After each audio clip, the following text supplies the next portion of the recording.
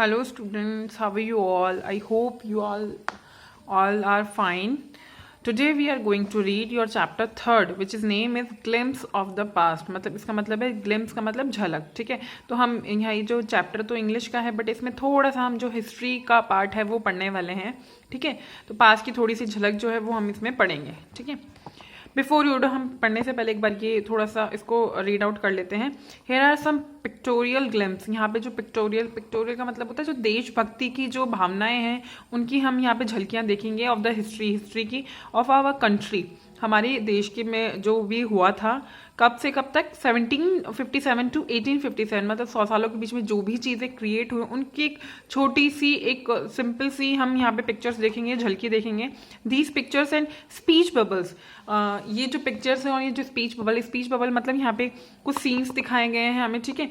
और वो speech bubbles में मतलब वो इंसान वो कुछ अपनी उसका स्पीच है उसको हम पढ़ेंगे, ठीक है। Will help clarify your understanding of the condition that led to the event known as the first war of independence in 1857।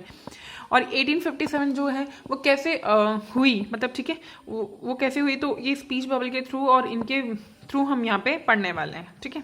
तो फर्स्ट जो पॉइंट है वो है द मार्टियर्स कौन से क्या होते हैं, जो शहीद हो जाते हैं, ठीक है, अपने देश की खातिर जो शहीद हो जाते हैं उन्हें मार्टियर्स बोलते हैं। At a function in Delhi, एक फंक्शन हुआ था जो दिल्ली में, वहाँ पे ये जो लता मंगेशकर आपको दिख रही है, लता मंगेशकर की पिक्चर है, वहाँ पे लाल बहादुर शास्त्री, इंदिरा गांधी और ये जवाहरलाल नेहरू यहाँ पे बैठे हुए हैं और यहाँ पे लता मंगेशकर जो है वो एक सॉन्ग गा रही है, ठीक है, किन लोगों के लिए, मार्टियर्स के लिए। O my countryman, let your eyes fill with tears as you recall the sacrifice of India's martyrs. मतलब वो एक जो गीत है कि मेरे वतन के लोगों जरा आंख में भर लो पानी, वो वाला सॉन्ग यहाँ पे गा रही है, वो आप सब लोगों ने सुना होगा, ठीक है। और ये जो मेन जो हमारे लीडर्स थे, ठीक है, जिन्होंने 1857 या हमारे देश को इंडिपेंडेंस दिलवाने में काफ़ी बड़ा इनका रोल था, ठीक है। तो हम आगे जो है वो पढ़ेंगे द कंपनी ऑफ कॉन्क्वेस्टेड्स, ठीक है। अब ये जो सीन है वो 1757 टू 1849 के बीच का है, तो ठीक है हम इसको पढ़ते हैं यहाँ पे। With the superior weapons the British East India Company was extending its power in 18th century in India. जो अपने सुपीरियर वेपन्स, मतलब जो ईस्ट इंडिया कंपनी थी उसके पास बहुत सुपीरियर बहुत अच्छे वेपन्स थे, ठीक है, बहुत एडवांस वेपन्स थे, मतलब जो शस्त्र थे, ठीक है। तो उसकी वजह से वो क्या कर रही थी, अपना जो पावर थी ना, अपना जो एरिया थी वो धीरे धीरे इंडिया में क्या कर रही थी, बढ़ा रही थी। अब देखो यहाँ पे अगर आप देखोगे 1765 में जो इंडियन प्रिंसेस जो येलो कलर का ये कलर दिख रहा है वो वाला एरिया इंडियन प्रिंसेस का था, ठीक है। और ब्रिटिश टेरिटरी का जो ये पिंक वाला हिस्सा दिख रहा है वो था, ठीक है। अब ये धीरे धीरे ये क्या हो जाएगा, ये बढ़ता चला जाएगा। यहाँ पे पहले बिल्कुल वो आए थे, उन्होंने अब सिर्फ अपनी कंपनी डालने के लिए धीरे धीरे उन्होंने इतना एरिया जो है हमारे इंडिया का वो कवर कर लिया अपने अंदर, ठीक है। आगे पढ़ते हैं हम। इंडियन प्रिंसेस वर शॉर्ट साइड, जो इंडिया के प्रिंस थे ना वो शॉर्ट साइड थे, मतलब वो दूरदर्शी नहीं थे, दूर का नहीं सोचते थे वो इमिडिएटली, और वो आपस में ही इतना लड़ते थे। उसका फायदा किसने उठाया था, ईस्ट इंडिया कंपनी ने, मतलब वो आपस में इतना लड़ते थे और खुद का दूसरे अपने जो कंटेम्प्रेरी राजा था उसे हराने के लिए ईस्ट इंडिया कंपनी का सहारा लेते थे और फिर ईस्ट इंडिया कंपनी इसी चीज़ का फायदा उठाती थी और अपनी जो पावर थी ना उनको एक्सटेंड की जा रही थी, ठीक है। तो यहाँ पे दिख रहा है द अपस्टार्ट राजा बा call the English merchants they will help me to defeat him. मतलब यहाँ पे कोई राजा है वो ईस्ट इंडिया कंपनी के से मदद मांगने की कोशिश कर रहा है कि वो मदद करेगी और मेरे साथ में जो राजा है ना मैं उसको डिफीट कर दूंगा, मैं उसको हरा दूंगा। The people had no peace due to such constant fights. और ये जो रेगुलर फाइट्स होती थी ना राजाओं के बीच में, जिसमें जो बीच में थी ईस्ट इंडिया कंपनी वो दोनों राजाओं की मदद करती थी और नुकसान भी होता था और अपने आप को ना बढ़ा रही थी, ठीक है। तो उससे क्या हो रहा था, बिल्कुल पीस नहीं थी, शांति नहीं थी, ठीक है, इंडिया में। The rivalries help the East India company and it could easily subdue Indian princess one by one. और क्या हो रहा था, जो दुश्मनों की मदद करने से जो ईस्ट इंडिया कंपनी जो थी वो दुश्मनों की राजाओं के, मतलब एक राजा की मदद करती थी और दूसरे राजा से को फिर इस तरह से धीरे धीरे राजाओं की मदद करके वो एक के बाद एक राजाओं को गद्दी से हटाते जा रही थी, मारते जा रही थी और उनका एरिया जो है ना अपने अंडर कवर करती जा रही थी, ठीक है। A far seeing ruler like the brave Tipu of Mysore.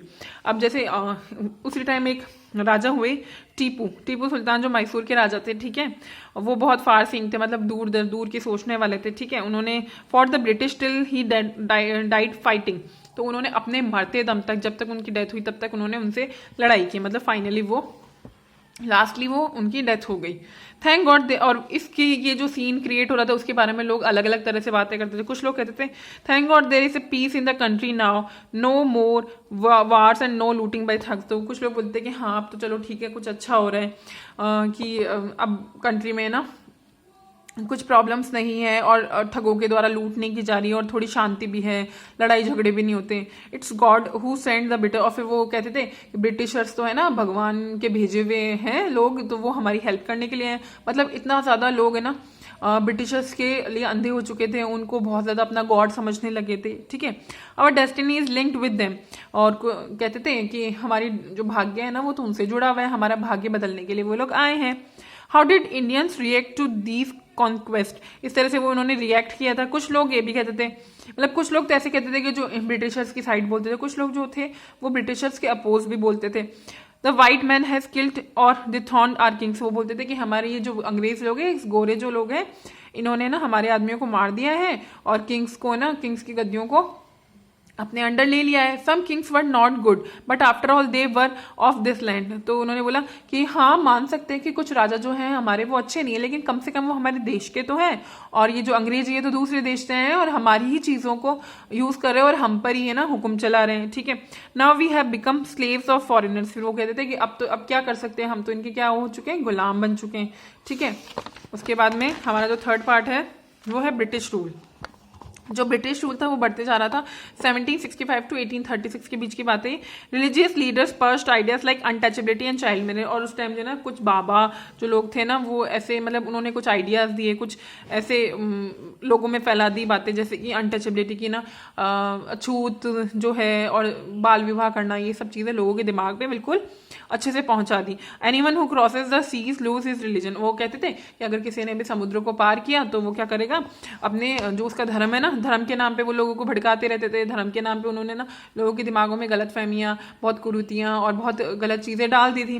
तो कहते थे कि जो जिसने समुद्र पार किया वो अपना धर्म खो देगा, वो धर्म भ्रष्ट कर देगा अपना। ठीक है, all the misery in the world is due to women, और लोगों के बीच में ये फैलाते थे कि जितनी भी चीज़ें हो रही है ना, जितनी भी प्रॉब्लम्स हो रही है, जितनी भी परेशानियां हैं, जितनी भी गलत चीज़ें हैं इस दुनिया में, वो सब किसकी वजह से हैं, विमेंस की वजह से, औरतों की वजह से। ठीक है, हालांकि हम मान बोलते हैं कि ना उनको खुद को जो वो बाबा लोग थे उनको जन्म देने वाली भी उनकी माँ थी, उनकी बहन है, सब कुछ है, वो किसकी बेस पे ये जो दुनिया है वो किस पे टिकी हुई है, औरतों की वजह से। बट वो नहीं मानते थे। ठीक है, ये उनका अपना थिंकिंग था और लोगों के बीच में वो गलत चीज़ें भी ये फैला रहे थे। The truth was that Indians had lost self respect, the British scorned them, क्योंकि जो ब्रिटिशर्स थे उन्होंने उनको पूरी तरह से खींच लिया था, लोगों को, मतलब लोगों के दिमाग को भ्रष्ट कर दिया था, और वो अपनी सेल्फ रिस्पेक्ट, जो अपना आत्मसम्मान है ना, वो खो चुके थे। ठीक है, the natives are unworthy of trust, incapable of honesty, और जो ब्रिटिशर्स है वो कहते थे ये जो आपके रहने वाले ना इंडियंस, ये बिल्कुल भी ट्रस्टवर्दी नहीं है। ठीक है, इनके पर ट्रस्ट नहीं किया जा सकता, और इनकैपेबल है, ऑनेस्टी नहीं है इन लोगों में। ठीक है, और हमारे जैसे मतलब हम इंडियंस में, इंडिया में कुछ लोग ऐसे थे जो उनके फेवर में थे, तो वो लोग कहते थे हाँ बिल्कुल सच कह रहे हो सर आप। ठीक है, बट आई एम ऑनेस्ट, लेकिन मैं तो ऑनेस्ट हूँ। ठीक है, बीइंग, अपने फायदे के लिए उनके पास चले जाते थे और ऐसा कहते थे। Being merchants the British wanted quick profits, their heavy taxes force farmers to abandon their field, और ये जो मर्चेंट्स थे ना, जो मतलब ईस्ट इंडिया कंपनी के व्यापारी थे, वो लोग क्या करते थे, जल्दी से जल्दी प्रॉफिट लेने के चक्कर में उन्होंने क्या किया, बहुत हैवी टैक्सेस लगा दिए इंडियंस पे। जो किसान लोग थे बेचारे, उन पे क्या टैक्सेस लगा दिए, और अगर वो टैक्सेस भरने के कैपेबल नहीं है तो उनकी फील्ड्स, जो उनकी ना ज़मीनें थी, उनको अपने अंडर कर लिया, मतलब जोर ज़बरदस्ती से।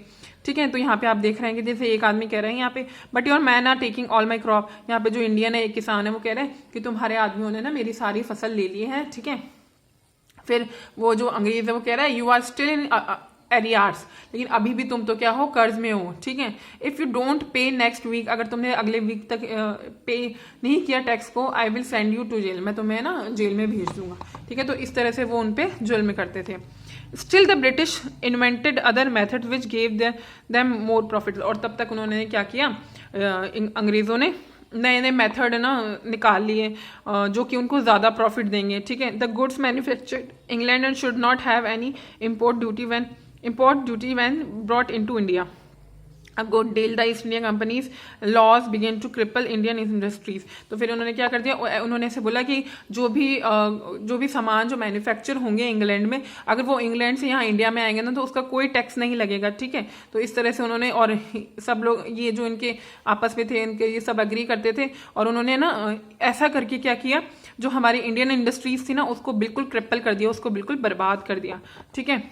Inevitably, famine is followed between 1822 and 1836. 15 lakh Indians died of starvation. और इसकी वजह से क्या हुआ कि हमारे जो इंडियन बिजनेस है ना वो पूरी तरह से ख़त्म हो गया, और लोगों के पास पैसा आना बंद हो गया, खाना आना बंद हो गया। उसकी वजह से कम से कम 15 लाख लोग, जो कि 1822 और 1836 के बीच में 15 लाख लोग जो थे, इंडियंस जो थे, वो स्टार्वेशन मतलब भूखमरी की, भूख की वजह से मर गए, ठीक है। The British policies ruined the expert artisan and their business. जो ये ब्रिटिश पॉलिसीज थी ना, ब्रिटिश के जो तौर तरीके थे, जो उन्होंने लॉ लगाए थे, उसकी वजह से क्या हुआ, जो हमारे आर्टिस्ट थे ना, जो बहुत बड़े बड़े कलाकार थे, बहुत अच्छे कलाकार थे, बहुत गुणी कलाकार थे, उनका क्या हो गया, बिजनेस जो था ना वो बर्बाद हो गया पूरी तरीके से, ठीक है।